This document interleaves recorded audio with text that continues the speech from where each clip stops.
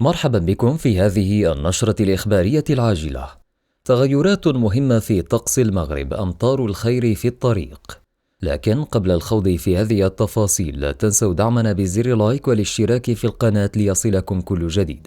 وفي التفاصيل تشير آخر توقعات النموذج الأوروبي للتنبؤ بالطقس إلى إمكانية حدوث تغيرات مهمة في أنماط الضغط الجوي خلال النصف الثاني من شهر فبراير الجاري، وتتضمن هذه التغيرات انزياحا محتمل للمرتفعات الجوية عن منطقة شمال أفريقيا، مما يفتح المجال أمام عودة المنخفضات الجوية المهمة إلى المنطقة. ويعتبر هذا الانزياح مؤشرا إيجابيا لعودة الأمطار الغزيرة إلى شمال أفريقيا بعد فترة من الجفاف النسبي.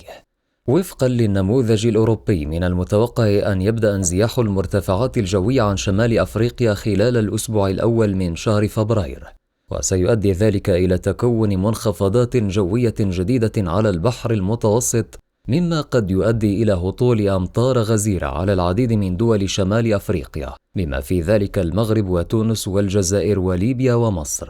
وتعد عودة المنخفضات الجوية إلى شمال أفريقيا أمرا بالغ الأهمية للمنطقة، حيث تساهم الأمطار الغزيرة في تحسين مخزون المياه الجوفية وتوفير مياه الشرب والري، كما تساعد الأمطار في تحسين الإنتاج الزراعي وتعزيز الأمن الغذائي.